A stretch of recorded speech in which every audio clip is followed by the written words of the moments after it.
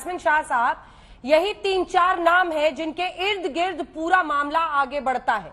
विजय नायर, एक की कैरेक्टर जो महेंद्र, जिनके बारे में महेंद्रू के बारे में बताया जा रहा है, जो कि लिकर बैरन थे, समीर महेंद्रू। अब इन लोगों से वो टच में थे, वही सब कुछ कोऑर्डिनेट करते थे। ईडी के मामले में वो अभी भी जेल में है।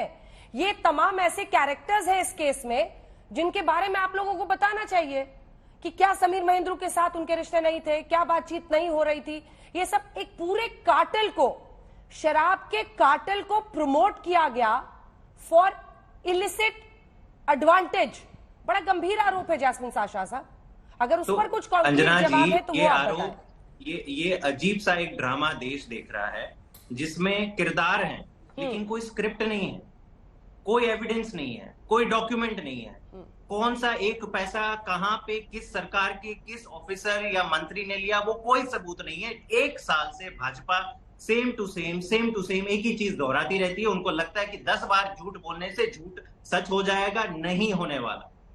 मनीष सिसोदिया आज जनता के बीच में लोकप्रिय क्यों है? क्योंकि उन्होंने ग्राउंड पे काम किया है। आज देश का बच्चा बच्चा जानता है कि अगर मनीष सिसोदिया का मॉडल अगर हम हमारे राज्य में भी लागू करें तो हमारी भी शिक्षा व्यवस्था ठीक होगी, सरकारी स्कूल ठीक होंगे। मनीष सिसोदिया वो व्यक्ति है जो हर सुबह 6 बजे उठकर सरकारी स्कूलों का निरीक्षण करना चाहते हैं। मुझे बताइए कौन से शिक्षा मंत्री ऐसा काम करते हैं? क्या कोई भ्रष्टाचारी ऐसा काम करेगा? लेकिन फिर भी हम कह रहे हैं कि ठीक है, आप इन्वेस्टिगेट कीजिए, कोई सबूत मिले तो फिर आप उसे प्रूव कीजिए, फिर आप किसी को सजा दीजिए। लेकिन ये कहना कि आपने इन्वेस्टिगेशन में कोऑपरेट नहीं किया, मतलब आपने, हम जो कह रहे हैं आपने हमारी बात नहीं कबूल करी, इसलिए हम आपको जेल में डाल देंगे and process now will be the punishment. हमें कोर्ट पे पूरा विश्वास है। हम ये कतई नहीं कह रहे हैं कि finally this case will be thrown out in the courts. देश की जनता देखेगी कि मनीष सिसोदिया जी बाइज्जत बरी होंगे, लेकिन the process is the punishment. और आज आम आदमी पार्टी देश की सबसे तेजी से उभरती हुई पार्टी होने का मेरे ख्याल से खामियाजा भुगत रही है।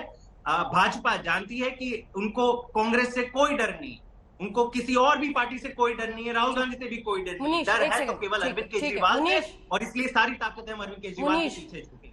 ब्यूरोक्रेट का जो कि एक्साइज पॉलिसी, इसके बाद मिस्टर खुराना आ रही हूं, जो कि एक्साइज पॉलिसी को बनाने में बेहद अहम थे, उनका बयान किस तरह से एडमिसिबल होता है कोर्ट में और कितना गंभीर माना जाता है अगर वो ये कहते हैं कि मनीष सिसोदिया ने ये और ये किया, मैनिपुलेट कराया आबकारी नीति को ताकि फायदा हो।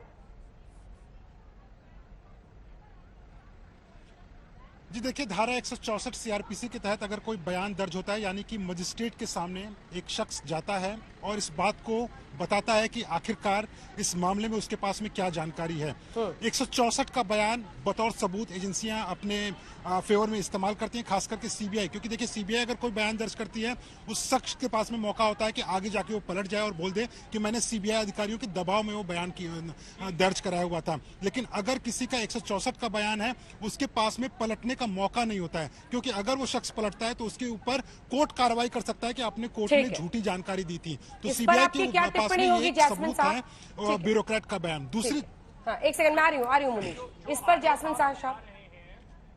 अंजना जी, जितने भी आरोप लगाए जा रहे हैं, हमें कोर्ट पर पूरा विश्वास है कि कोर्ट न्याय करेगी। लेकिन ये कहना कि मनीष सिसोदिया जी कोऑपरेट नहीं कर रहे हैं इसलिए हम इसको जेल में डालेंगे, रिमांड में डालेंगे, जुडिशियल कस्टडी में डालेंगे, ये साफ दिखाता है कि 1 साल हाथ पैर मारने के बाद बीजेपी बौखला गई है। अब वो चाहती है कि नहीं, आम आदमी पार्टी के नेताओं को बदनाम करे, पार्टी को बदनाम करे। कोर्ट में तो बाद में जाएंगे, लेकिन सजा हम पहले दे देंगे। इनको ऑर्डर बीजेपी के मुख्यालय से आते हैं, और ये आज साफ दिख रहा है कि किस तरह से कानून और संविधान का गला घोटा गया है। हाँ। इतने बड़े नेता को बिना कोई सबूत, बिना कोई तथ्य उनको अरेस्ट किया गया। हरीश खुराना साहब, राजनीतिक रूप से हरा नहीं पाए तो ये तरीका अपना लिया, जवाब दीजिए। अंजना, मुझे पार्टी जल्दी है ईमानदारी का सर्टिफिकेट देने की। अरे कानून पे अपना विश्वास करिए। लेकिन जिस प्रकार से आज पूरा हिंदुस्तान सवाल पूछ रहा है कि पॉलिसी इतनी अच्छी थी, आपने वापस क्यों ली, 2% से 12% कमीशन क्यों किया गया, 45 फोन आपने चेंज क्यों किए, आपने ब्लैकलिस्टेड कंपनी को ठेका क्यों दिया, 845 ठेके क्यों खोले गए की इजाजत क्यों दी। सवाल ये उठते हैं। आज पूरी दिल्ली को आपने शराब की नगरी बना दिया था। सवाल ये पूछे जा रहे हैं, लेकिन जब सवाल पूछे जाते हैं आप कहें तो हम तो कट्टर ईमानदार हैं। अरे कट्टर ईमानदार है तो विजय नायर को बेल क्यों नहीं मिल रही? कट्टर ईमानदार है तो सत्येंद्र जैन को पिछले 8 महीने से जेल में क्यों है? सवाल इसी चीज का है। हर बार जब भी कोई गिरफ्तारी होती है एक ही डायलॉग बोलते हैं, हम तो कट्टर ईमानदार हैं, लेकिन भारतीय जनता पार्टी बता रही है। अरे बाबा, आप सवालों के जवाब दीजिए ना कि इतनी पॉलिसी इतनी अच्छी थी तो आप वापस क्यों ली? सबसे अहम प्रश्न तो आज की डेट में यही है। जवाब दीजिए इसका। शराब नीति वापस क्यों ली? बहुत सारे प्रश्न है ना सर, उस पर आप जवाब नहीं दे रहे हैं। ठीक है, राजनीतिक रूप से बीजेपी को इसका फायदा होगा। एक्साइज पॉलिसी वापस क्यों लिया गया, ये बता दीजिए।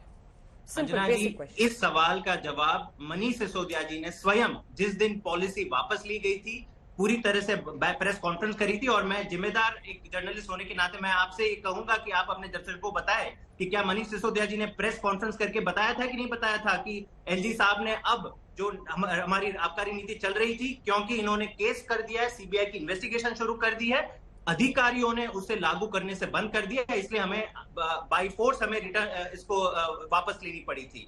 लेकिन हम सारे सवाल के जवाब दें। जब हम पूछें कि गुजरात में हर दिन इतने लोग नकली दारू पीने से मर रहे हैं, आपको पता है वहां पे शराबबंदी है, लेकिन आधे घंटे में फोन कॉल करें कहीं से भी आपको शराब मिल जाती है। वहां पे एक इन्वेस्टिगेशन नहीं होगा, वहां पे एक भी सवाल का जवाब नहीं होगा। तो हरीश खुराना जी भी तो बताया कि गुजरात के कांड के पीछे आप क्यों नहीं कोई इन्वेस्टिगेशन कराते? बच्चा जानता है कि गुजरात में दारू आसानी से मिल जाती है, लेकिन आपको कोई करना ही नहीं, आपको वहां पे मलाई खानी है, वहां पे करप्शन का पैसा करना है।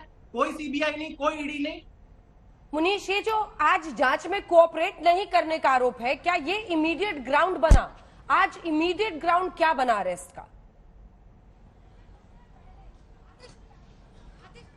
जी देखिए, सिर्फ एक ग्राउंड पे गिरफ्तारी नहीं हुई है। जो जानकारी हमारे पास सीबीआई सूत्रों के मुताबिक है, सिर्फ एक ग्राउंड नहीं है।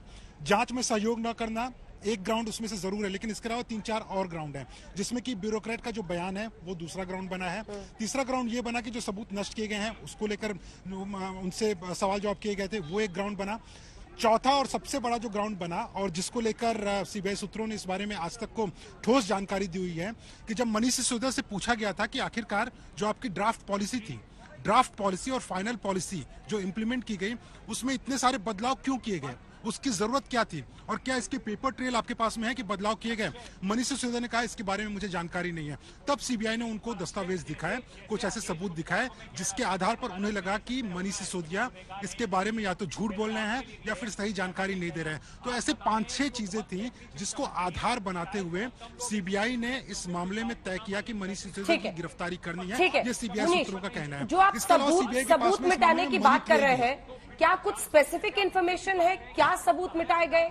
बार बार ये इंफॉर्मेशन आ रही है, आपने सुना, वो भी बोल रहे हैं भारतीय जनता पार्टी की तरफ से मिस्टर हरीश कि 40 फोन थे, 45 फोन थे, कुछ जानकारी आ रही है 11 फोन थे जो वो एक्टिवली यूज कर रहे थे। क्या उनको डंप किया गया? क्या हुआ?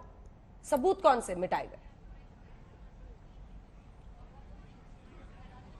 जी देखिए, 2 चीजें थी इसमें। अगर डिजिटल एविडेंस की बात करें तो डिजिटल एविडेंस में एक व्हाट्सएप चैट था। उस व्हाट्सएप चैट को डिलीट भी किया था कई लोगों ने, लेकिन कुछ लोगों के मोबाइल फोन में रह गया था। जब सीबीआई और ईडी ने इस मामले में छापेमारी की थी तो फोन से रिकवर किया गया था।